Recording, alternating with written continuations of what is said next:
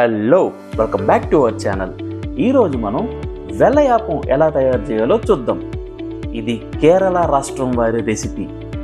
ఒకసారి ఆ వెల్లయాపాన్ని చూడండి, ఎన్ని వందల బుడగలున్నాయో లెక్క పెట్టడం కష్టమే.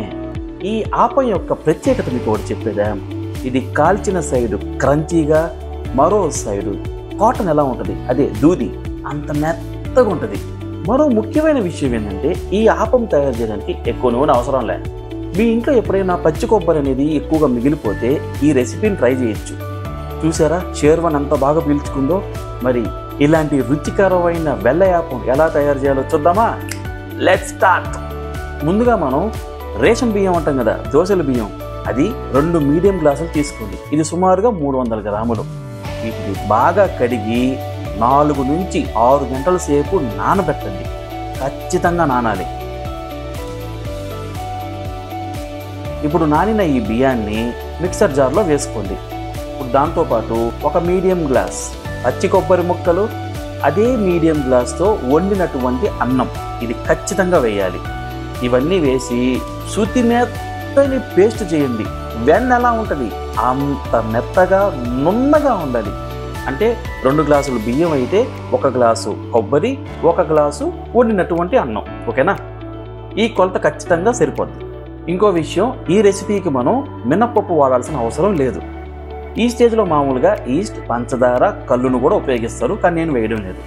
ఇప్పుడు ఈ పిండిని ఒక బౌల్లో తీసుకొని మూత పెట్టి రాత్రంతా పొలవనివ్వండి. కనీసం 8 నుంచి 10 గంటల సేపు. పొద్దున లేచాక చూస్తే చూడండి ఎంత నురగుందో. మన పిండి బాగా పులిసింది.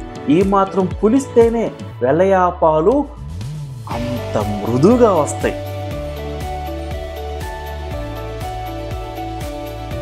ఇప్పుడు రుచికి సరిపడా సాల్ట్, నేను ఇక్కడ 1 టీ స్పూన్ వేస్తున్నాను.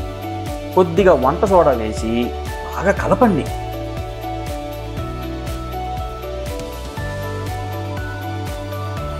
పిండి కొంచెం చిక్కగా ఉంది, మనం వాటర్ యాడ్ చేసుకుందాం. నేను సుమారుగా ఒక 100 ml వాటర్ ఉపయోగించాల్సి వచ్చింది. పిండి ఎలా ఉండాలంటే గరిటెతో పిండి తీసుకొని ఇలా అనేటప్పుడు చిక్కని మజ్జిగ ఎలా ఉంటుంది అలా ఉండాలి. ఓకేనా? అది గుర్తుపెట్టుకోండి. అది ఈ కన్సిస్టెన్సీలో ఉండాలి. ఇప్పుడు మనం ఆపాలు చేసుకుందాం. ఇప్పుడు ఒక దోశ పెనం తీసుకొని నూనె అప్లై చేసి వేడి చేయండి.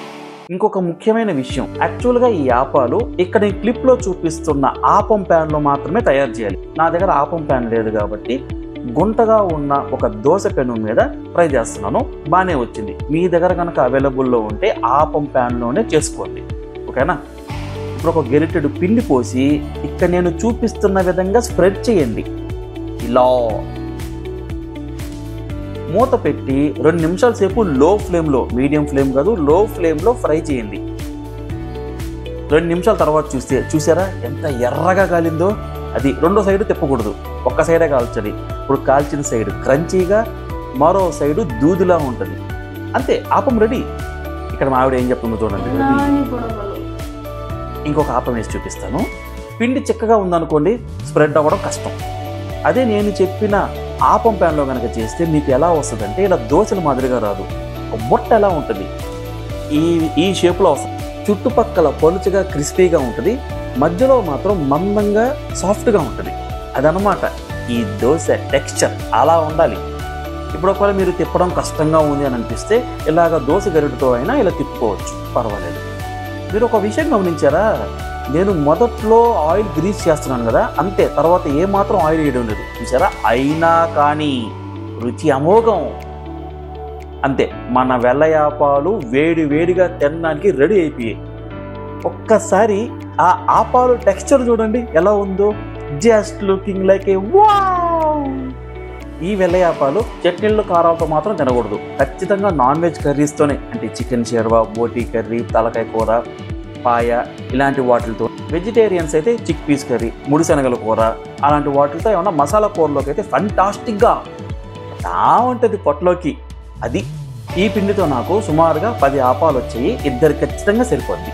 ఈ వెల్లయాపానికి మా ఫేవరెట్ సైడ్ డిష్ తరువాత వీడియోగా రాబోతుంది, ఎదురు చూస్తూ ఉండండి. Stay tuned. ఒకసారి ఈ రెసిపీని ట్రై చేసి మీకు ఎలా కుదిరిందో కామెంట్ సెక్షన్లో నాకు తెలియజేయండి. నచ్చితే లైక్ చేయండి, నచ్చకపోతే డిస్లైక్ చేసి ఆ రీజన్ ఏందో కామెంట్లో పెట్టండి. I will try to rectify it. మరొక వీడియోతో మీ ముందుంటాను. Bye bye.